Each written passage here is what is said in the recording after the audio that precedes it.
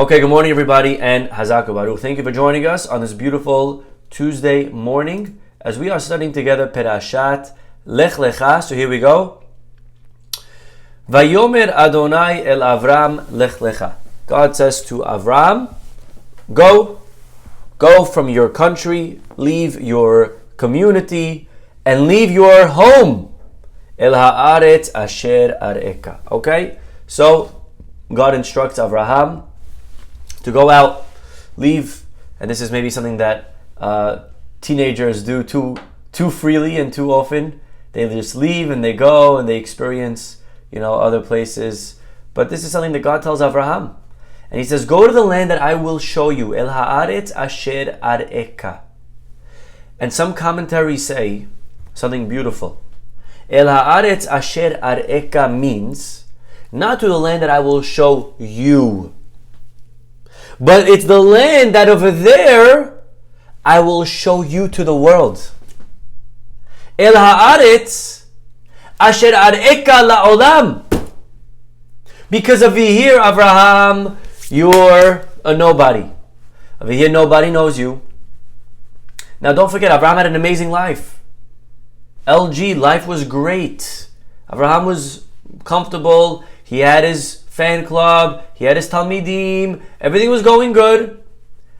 And God all of a sudden says, leave. He's like, what do you mean leave? Leave why? I'm making money.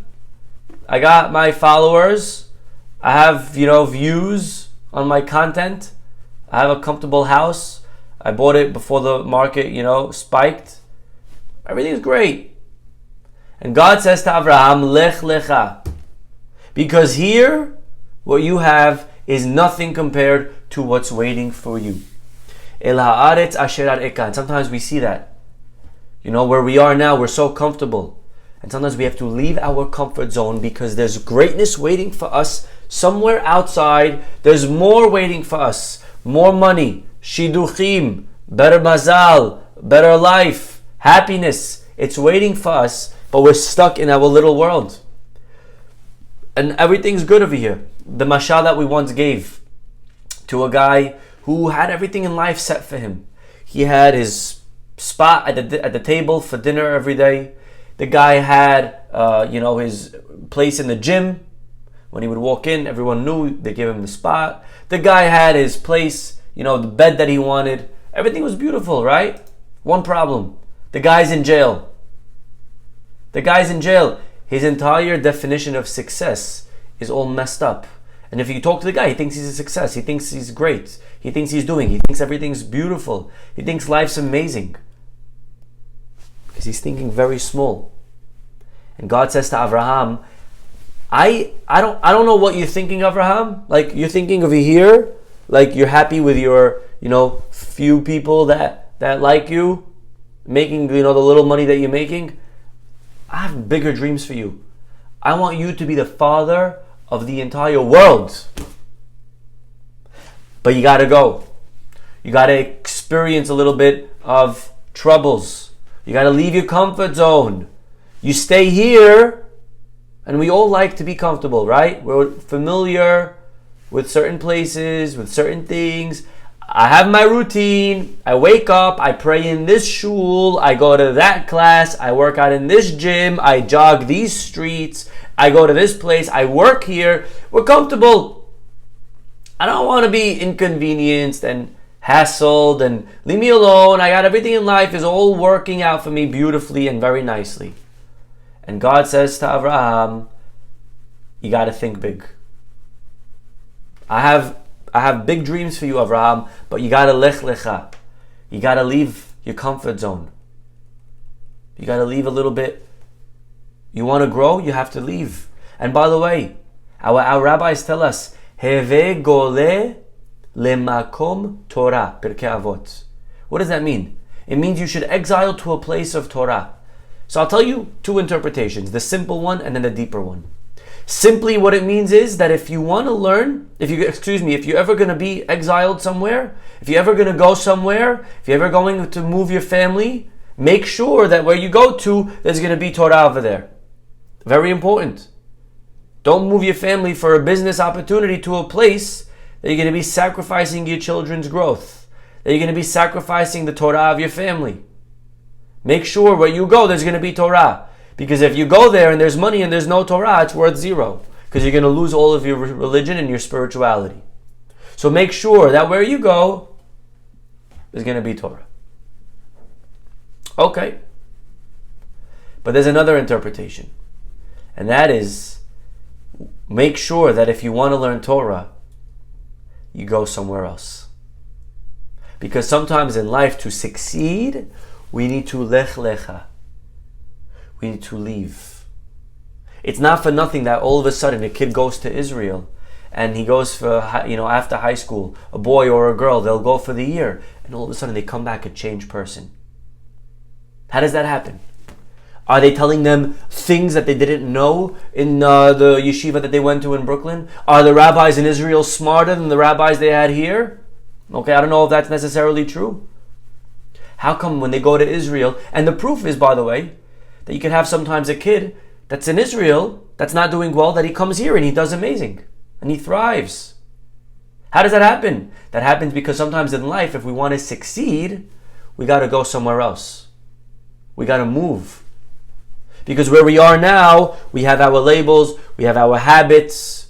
Shaneh makom meshaneh mazal, our rabbis tell us. Change your place and you'll change your luck.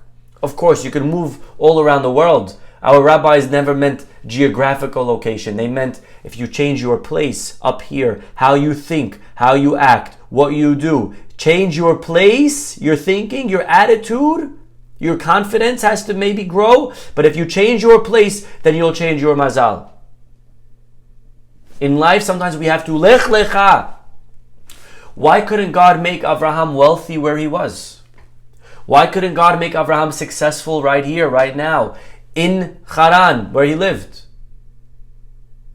Because sometimes in life, I'm ready to up you to the next level, but you got to leave a little bit of your past. You got to leave your friend group. You have labels over here, people holding you down from becoming great.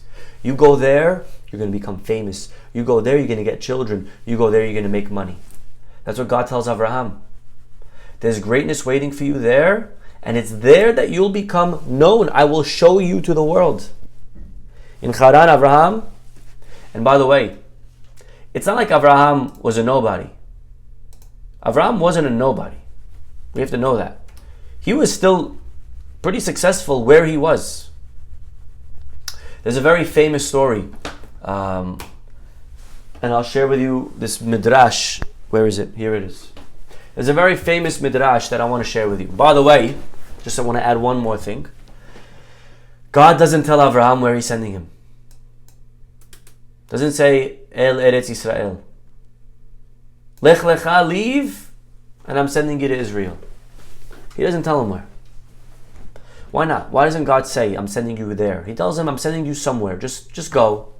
We'll figure it out. Right? Imagine you're driving and you open the GPS, and when it asks you, where are you going? You just plug in, pick for me. I don't know. Whatever you're feeling ways, just you do it. Right? What does that mean? You got to pick where you're going. But God says to Avraham, just go. Figure it out. Somewhere I'll show you. I don't know. I'm not going to tell you where. Why not? Why not tell him where? And our rabbis answer, because Avraham wouldn't appreciate where.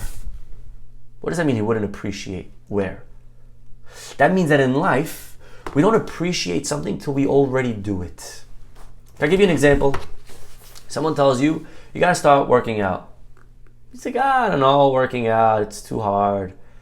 No, go for a jog every day. You'll see, you'll feel great. Just go for a jog. Just do it. No, I don't know. It's going to take up an hour of my day, and then I got to shower extra 2 times, and I don't know, leave me alone. And they're begging you, just try it, just work, just go for a jog, just meditate, just do it. And we finally do it. We're like, oh my God, this is the most amazing thing in the world. And then everyone we see, we're like, hello, you got to start jogging. It's amazing, right? We want everyone to jump on that program. Because sometimes in life, you can't really appreciate how awesome something's going to be until you actually do it. So I'll give you an example, right? Putting your phone away at dinner time. Or maybe having some type of app that limits how much we could use our phone. Okay? You're only allowed to be on your phone for an hour a day. I'm like, oh my God, what do you mean? I need my phone. There's no way. I have to be what? You want me to hide from the world and go into a cave? It's impossible. And then all of a sudden, we somehow, some way, we do it. We realize how liberating it is. We realize how amazing it is. Wow. I had so much free time today to do things for myself. I was never living till today. You tell someone, come keep Shabbat. What do you mean, keep Shabbat? Are you crazy? They finally keep it once. Like, wow, that was beautiful. That was amazing. You convince someone, hey, try to get married. No, I'm good. I'm fine. I have my friends. I have my lifestyle. What's the difference anyways? You can't explain to someone the feeling of having that commitment, that responsibility, of that love, until they're actually married. You can't explain love to somebody. You convince someone to try to go to Israel for the year after high school. Very important decision. You can't, right? You tell them and all of a sudden they go. They're like, wow, that was the best decision of my life. So sometimes in life, we can't appreciate how good of a decision something's going to be until we actually end up trying it. So God can't say really yet to Avraham, go to Israel, because to Israel, it's not going to mean anything to him. God's just like, just go, man. You'll see. You'll thank me later. Just do it. Just go to it, and you'll see how amazing it is. But Avraham, again, just going back to our point, Avraham wasn't a nobody. Avraham was a somebody, and he had a lot of success. And I want to read to you the Midrash right in the beginning of our parasha. Pamahat, one time, Hoshiv terach et Avraham limkor pesalim bimkomo. You know, Avraham's father wasn't a believer in God. What was Avraham's father's name, by the way? Anyone know? Avraham's father was Terah, right? Very good. So Terah was a wholesale idol merchant. He sold idols.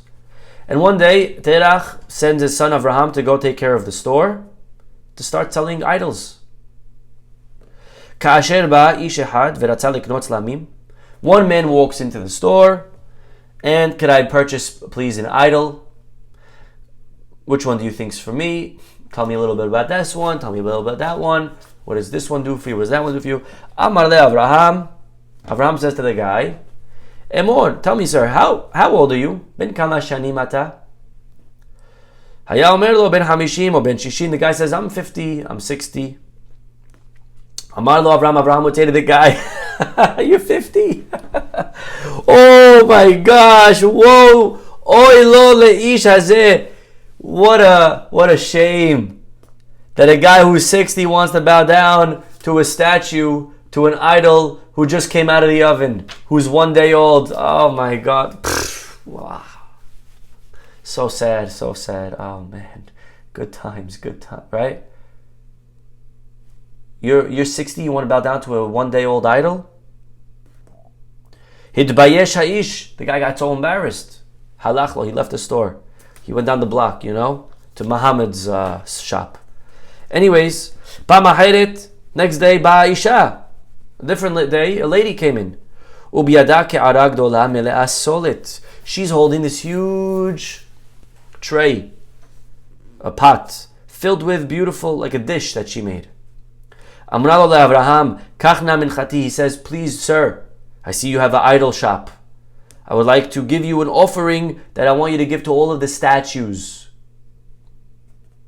Come Avraham. Avraham takes the pot of food. Lakach makel, he took a stick. Veshabar bo et kol atzlamim. He broke all of the statues. Chutz min hagadol shebahem, except for the big one. He kept the big statue alive, intact, Oto ishir shalem v'tahavet hamakel biyado. And then he sticks the stick. He places the stick in this big statue's hand. Kevan sheba aviv. When his father came, amar lo mi asazot. He says, "Whoa, Avraham, what happened here?" I don't know if they had insurance back then. So Terach got a little bit nervous. What happened? What happened to all the statues? Amar lo Avraham. Abraham's like, listen, Dad, lo achasem imcha. I'm not going to really, I can't hide it from you. I got to tell you everything that happened. He says, what happened? He says, well, a lady came. She asked me to give all of this fine flour and the meal to the offering to the different statues that are here. So when I gave it in front of them, they started fighting. Everyone said, I'm going to eat first. No, I'm going to eat first. So had that, this big statue over here, you see this guy with the stick? He came, he took the stick, he beat up everybody, and that's why they're all destroyed. Amar lo Terach. So Terach says to his son, Ma tamit olel bi? You making a mockery out of me? Do they know how to move or talk? They're just statues. Come on, don't pull my leg. What happened? What happened? Who broke them? You broke them? What happened? So Avraham said back, Dad, velu yishmeu oznecha ma shepicha medaber. If only your own ears would hear what your own mouth is saying. Look what you just said. You just said it yourself. They can't talk. They can't move. So then why are you worshiping them? Why are you bowing down to them? That's what Avraham says to his father, and that's how the conversation ends. Okay, beautiful. Well, the conversation doesn't really end there. Then Terach realizes that his son Avraham is going, off the derech. He's actually going on the derech, but So he goes to Nimrod, and he says Nimrod was like the leader of the time. So he says, hey Nimrod, my son Avraham is giving me a hard time. Could you, take him back off the derech, please? So Nimrod says to Avraham, he says, listen, man, what's going on? He says, I don't know, my father over here, all these statues. So Nimrod says, listen, kid, either you bow down to the fire or I throw you in it. And Abraham's like, listen, I don't think fire is the real God, I'll tell you the truth. I think water is more powerful because it puts out the fire. And Nimrod's like, yeah, you're right. All right, bow down to the water. So Abraham's like, listen, the truth is, I'm just saying, I don't think the water's real God either, because the ox drinks the water. So maybe we should, kill the ox. We should just worship the ox. He's like, you're right, bow down to the ox. He's like, well, people eat ox, so maybe we should worship people. Nimrod's like, yeah, bow down to people. He's like, yeah, but you throw a guy in a fire, fire will consume him. Maybe fire is more powerful than people. We should bow down to the fire. Anyways, Nimrod realizes Abraham's taking him on a merry-go-round. So he says, you either bow down to the fire or I'm throwing you in. Now, of course, Avraham didn't bow down and he throws him in. And Avraham was saved. And Avraham comes out untouched. And Abraham's brother, his name was Haran, with a hey. He sees what happens here, and then when Nimrod says to him, whose side are you on? Haran was like what we call today a winner picker. Right? He went with so he sees Abraham comes out alive, so he says, I'm with him. He says, alright, you go in the fire too. So Haran goes in the fire, and of course he thinks he's going to come out alive, and when he comes out, he ends up dying. I guess the smoke got too much in him and he dies. And this is how Haran dies. And it says at the end of last week's parasha, Vayamot Haran al penei Terach aviv. Haran dies because of his father Terach, so to speak. Because of what Terach did over here by giving Avraham to Nimrod to get killed. This is the story that's found in the Midrash. Beautiful story. There's one question on the story. Okay? This is a story that's found in our writings of our rabbis. And my question is not if it happened, because we believe as Jews that we have a dual Mesorah. We have the Mesorah and the Chumash, the Torah Shebechtav, the written book. We also have the Mesorah. We have the tradition of the Torah Shebe'al Peh, of teachings that were given hand for father to son, all the way back to Har Sinai. So we have a dual tradition, and if it's found not in the Torah, but it's found in the Midrash, that's okay with me. I'm fine with that. So my question is not, did this actually happen? We don't have the right to question that. If it's found in our Chazal, if it's found in the writings of our rabbis, then we must believe that it did happen. Because there are thousands of stories that happened every single day that are not recorded in the Torah. The Torah cannot record every story. But what we can ask, and my question is, a story of such magnitude, a story that's so big, a story that's so important, a story like this, that Avraham was thrown and cast in the fire, and he comes out saved. A story of such magnitude. My question is, why is it not written in the Torah? Not, is it true? Is it real? Did it happen? We believe it happened. But why is it not recorded in the Torah? Now again, the Ramban Nachmanides says it's alluded to when it says that Avraham left Ur Kasdim. Right? What is that place? Ur Kasdim. Ur Kasdim doesn't exist. But Ur is fire. So fire of Chaldea. That's the event of the fire that happened over there in Kasdim. Right? This is at the end of last week's Parashah. Vayetzeu itam me'ur Kasdim. This is in chapter 11, Pasuk 31. Okay? So they go to this place, Ur Kasdim. They leave Ur Kasdim. And the Ramban says Ur Kasdim is an allusion to the fire that Avraham was thrown into. Ur means fire. Not to be confused with Or. Or means light. Okay? Ur is a fire. But again, nice story, hinted to, but why is it not written explicitly? There's no reference anywhere. And Rabbi Isaac Bernstein says something beautiful. He quotes over here the Ora Hayim. Ora Hayim is right in the beginning of our parasha. Our parasha begins with the words, and God says to Avraham. Well, not really Avraham, Avram. Okay? Ask the Ora Hayim, Rav Hayim ben Attar, who we quoted last week as well. He asked the following question. It's interesting. Usually, the pasuk, we would expect it to say, and God appears to Avraham, and he says to Avraham. But it doesn't begin with the word, and God appears to Avraham. It just says, Vayomer Adonai el Avraham. And God says to Avraham. Ask the Ora Hayim, why does it not say, first, God appeared to Avraham, and then he said to him? Right? All the time in Tanakh, first, God appears to them, and then he says to them. But over here by Avraham, it just right away, off the bat, Vayomer Adonai el Avraham. There's no introduction of God first appearing to him. Just right off the bat. And God says to him, as if they know each other. As if they have a history. As if they have a relationship.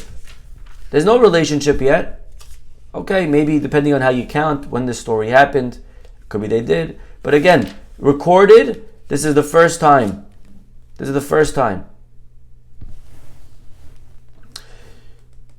Go to Moshe as an example. When it says that God appears to Moshe, it says that Moshe saw the fire in the bush. Vayar Hashem kisad, God saw that Moshe turned. Vayikra elav, God called out to him. Vayomer Moshe Moshe. But over here, there's no introduction, there's no calling, there's just right off the bat. Ta'am asks the Ora Hayim, you know why it's God spoke to him before appearing to him? Two reasons. Here we go. Number one. Because, says the Ora Hayim, because Avraham nishtadel behakarat bor'o ma shelo asa adam zulato. Avraham was a pioneer. What makes Avraham so unique in Jewish history? In mankind history? Avraham is very special. Avraham was the first to recognize God on his own. He was the first to think. Asara dorot menoach ad Avraham. There are 10 generations from Noach to Avraham.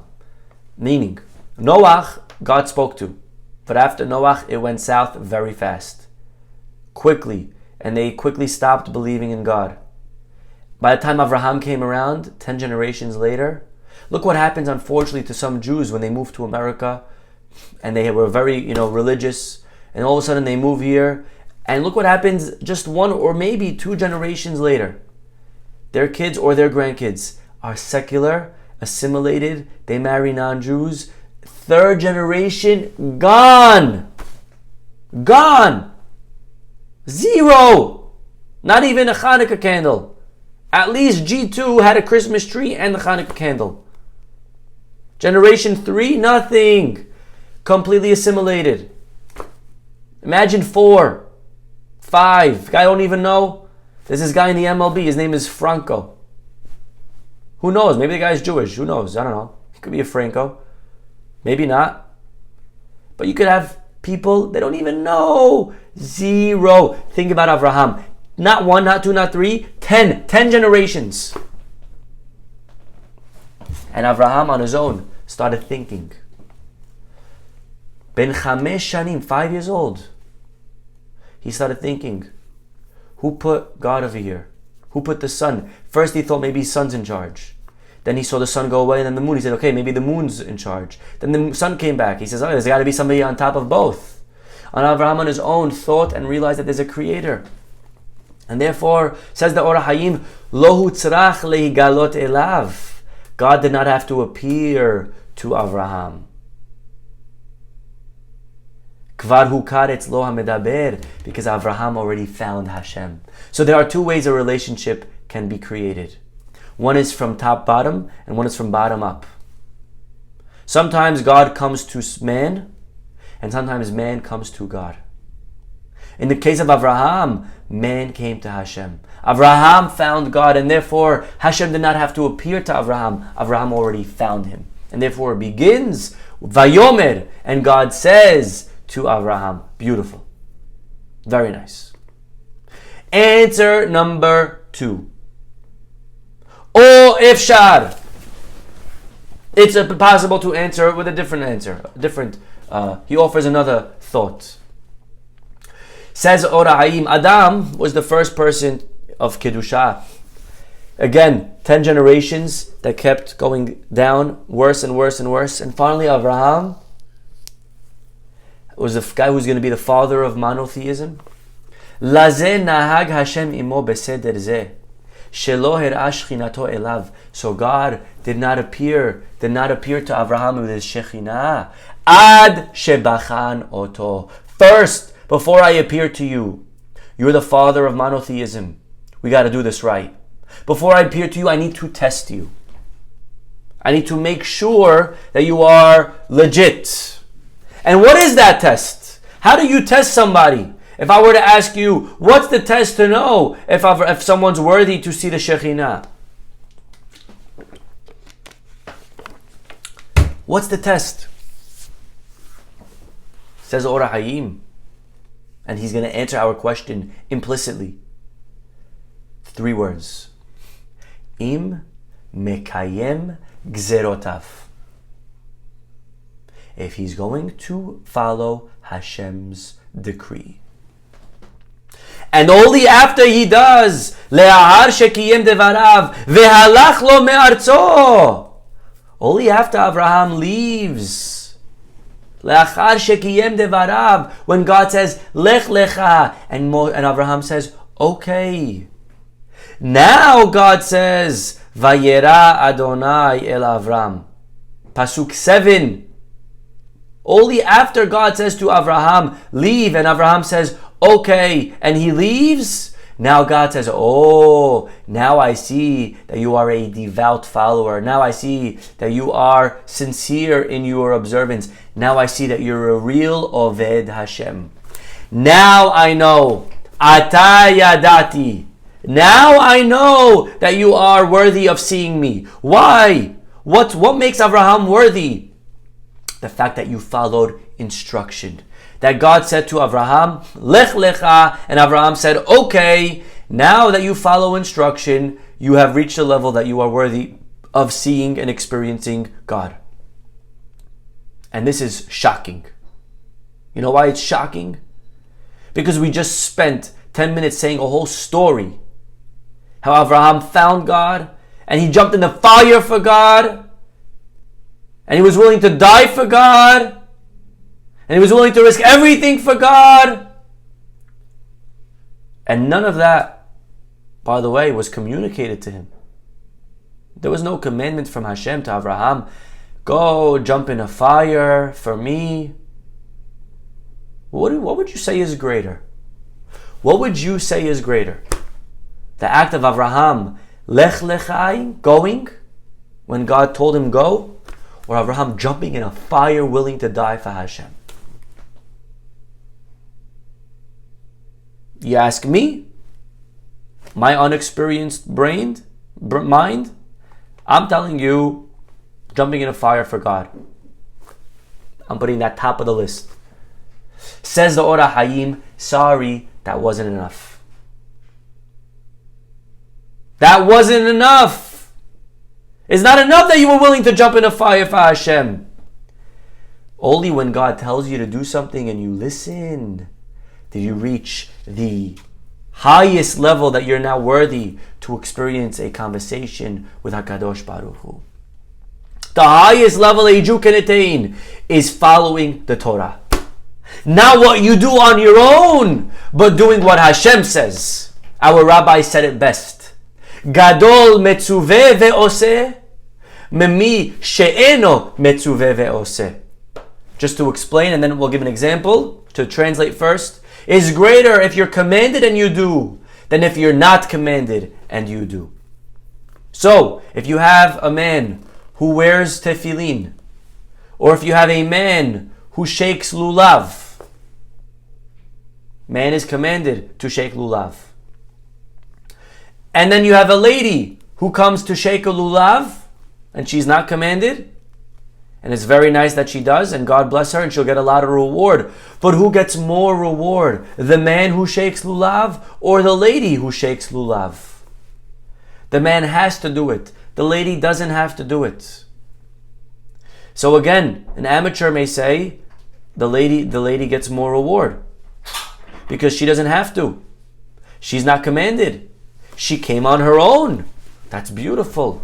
You get more credit when you stay after hours and you do something that you don't have to do than when you do it during hours. No? That's what I would think. And our Rabbi say, wrong. Gadol metzuveh ve'oseh. You're greater when you do it because you had to do it than if you do it free of your own volition, on your own accord. It's better to do something that you're told to do than when you're not told to do it. Gadol metzuveh ve'oseh. You know why, by the way? You know why? I'll give you a simple reason why. What's greater? Anyone play basketball? If you understand basketball, maybe you'll understand this analogy. Okay? What's greater? Or what's harder? To score in practice or to score during the game? You take a free shot from the free throw line. You do that 100 times every single day in the gym. Then you're in the game and you get fouled and you take a free throw. You do this every day 100 times. Which one's harder, to score in practice or to score now in the game? It's harder to do it in the game. You know why? Because you have to. You have pressure. Gadol metzuveh ve'oseh. When someone has to do a mitzvah, now there's a yetzer hara not to do it. Now the yetzer hara is pushing him. The id, what we call it, is trying to take him away from doing it. That's why a lot of times you'll see ladies rushing to do mitzvot that they don't have to do. They're running. They want to do all these beautiful mitzvot that they don't have to do. Yet, it's interesting because sometimes, not all the time, but sometimes you'll have the same lady who's rushing to wear tefillin at the kotel and to do Rosh Chodesh, all these ladies, they're not even doing the minimum mitzvot that they're supposed to do. How does that happen? How could you have a lady who's running to put tefillin on, she's making a whole scene at the kotel? Oh, I also want to do mitzvot. Okay, do you keep Shabbat? Do you follow the laws of Seniut? They don't. And again, maybe some of them do. I'm talking about the ones that don't. So then why are you rushing to do more mitzvot? The answer is because when you have to do it, there's a Yetzer Hara not to. They don't have to wear tefillin, so that's why it's so easy for them to go ahead and do it. Our rabbis say, the story of Ur Kasdim is nice, but that's not the purpose of a Jew.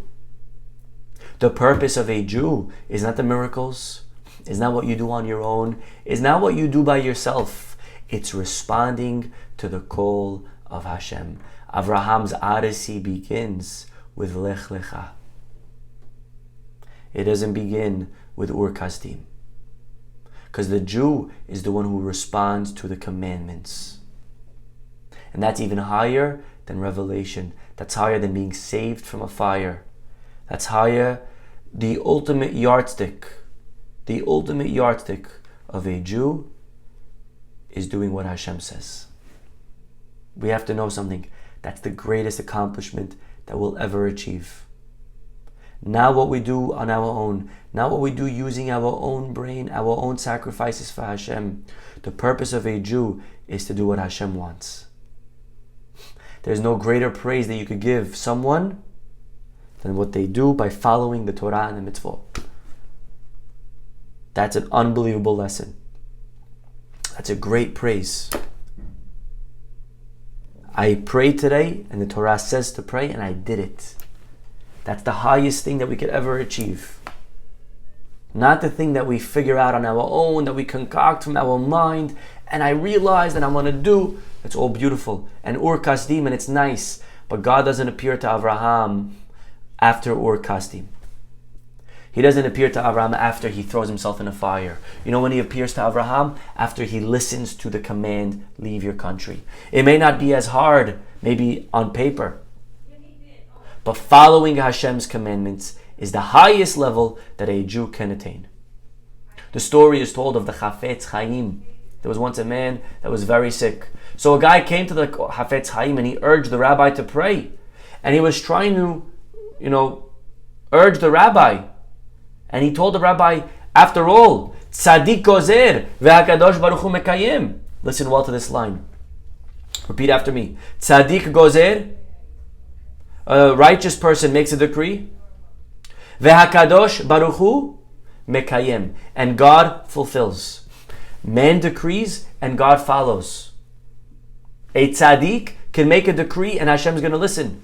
And therefore the man was urging the Chafetz Chaim, please Rabbi, make a decree. Make a gezerah. Decree that this guy should get better. And then Hashem will listen to your prayer. And the Chafetz Chaim responded, tzaddik is nice. That a tzaddik could decree, it's nice. But I prefer the other type of Jew. I prefer the opposite. I would much rather the Jew who Hashem gozer ve'tzadik mekayem. I much rather the Jew that when Hashem decrees, the man follows. Not the one who the man decrees and God follows. You understand? That's the highest level, says the Chafetz Chaim. When we can follow Hashem's decrees. Are we doing the mitzvot in the Torah? It's nice that we want to do and we want to change and we want to do and we want to grow and we're willing to die. Are we following the day-to-day mitzvot? Aleph, Bet, Gimel. The checklist. And again, we speak many times about making sure that our Judaism doesn't become robotic. And we speak many times that we have to infuse heart. And we speak many times about all the other, we got to balance all of these things out. It's all true. It's all true. But don't forget The highest level of a Jew is listening to Hashem. Doing the simple mitzvot that God says. That's Avraham's claim to fame. When God said leave and he left. That's much, much more impressive than throwing him in the fire. That's how God looks at it. That's not how you and I look at it. We need time to get there. But that's how Hashem looks at it. I'm going to end with one story that comes to mind. When I was in Israel, okay, I may have shared with you this story in the past. But when I was in Israel, I went to study in a yeshiva called Migdash Melech. Okay, right after high school, graduated high school, and I went to study in a yeshiva in Israel for the year. And 1 year turned into 3, and this is how I came out the way I did. Okay, I wasn't always wearing, suits and white shirts my whole life. Once upon a time, I was normal. Okay. Anyways, I went to Israel for the year, and I remember they took us on a trip to Yam HaMelach. Okay, now I need you to understand, I'm this new kid, new to this whole Judaism thing. Anyways, we get to Yam HaMelach. They took us to the place that's separate, swimming. Mechitza, men on one side, ladies on the other side. So I'm in the Yam HaMelach, the Red Sea, and I'm floating away. I'm enjoying myself, and all of a sudden, these buses drive by, and they stop right in front of where we were, and all of these Hasidish kids start pouring out of the bus. Okay, I'm talking about like 15, 16, 17-year-old Hasidish kids. All these 20, 30, 40 of them. They start coming out of the bus and they start jumping into the water, and what was a peaceful, relaxing swim ends up becoming, this packed, squished sardines, all of us in the arm. Okay, anyways, I'm floating around, minding my own business, and I bump into this Hasidish kid. Okay, he must have been even younger than me, maybe 16, 17. I was 18 at the time. I bump into this Hasidish kid, and I turn around and he sees me and I see him, and I say hello, and he says, Shalom Aleichem, with his Hasidish accent. How are you? Where are you from? Anyways, turns out this kid is Bobov Chassid. Anyone knows Bobov? Bobov from Borough Park. They have a very big presence. Okay, very nice. Nice to meet you. And where are you from? And I tell him I'm from Brooklyn, and he says to me, which Hasidus are you? I'm like, I'm not a Chassid. He's like, what does that mean? Are you Jewish? I'm like, yeah, I'm Jewish. I'm not a Chassid, I'm Sephardic. He's like, okay. He didn't know what Sephardic was, just like I didn't know what Hasidish was. And he says to me, okay, and who's your Rebbe? So I'm like, who's my Rebbe? Yeah, who's your Admor? Who's your Rabbi? Who do you go to for all your shilas, all your questions? So I said, I'm thinking, who's my Rabbi? Again, I'm new to this whole, religious thing, Baal Tshuva thing. So I said, well, I guess it would be Rav Ovadia Yosef. He's a big rabbi, and I guess I go to him. And without batting an eyelash, with the most sincere tone in his voice, and he was so real in this question, but in such a naive way, he says to me, Rav Ovadia Yosef. I'm like, yeah, you heard of him? He's like, no. But tell me, which maifsim has he done? Which miracles has he done? And I was like, what? He's like, yeah, he's your rabbi, right? He must be a big rabbi. Which miracles has he done? And I remember I was so bothered by the question. I'm like, what miracles did he do? Is that how you measure your rabbi? Again, he's a little kid. I'm not holding the chassidut to this. But I was like, what miracles has he done? And I looked at the kid, and I'm like, I'll tell you what miracles he's done. Okay? He sits all day, every day, and he learns Torah. That's what miracles he's done. But that's kind of like what the Ora Hayim is telling us. Sometimes in life, we ask, what maifsim have you done? What miracles did you experience? Guess what? Torah is not interested in the miracles that Avraham experienced. That's not what makes him worthy to be Hashem appearing to him. Ur Kasdim is great, it's nice. That's not the Ikar. You know what the real purpose of a Jew? Follow the Mizvot. Listen to Hashem. Lech Lecha. Do it and follow and go. Sit and learn Torah. That's the Ikar. Not what miracles. My Rabbi, he could move the clouds from the moon. He could do this. He could make right? All is nice. All is beautiful. But that's not the Ikar of a Jew. The Ikar of a Jew is following the commandments, is doing what Hashem says. Okay, anyways, we'll stop over here. Hope you have a wonderful day. We'll see you all tomorrow. Bye-bye.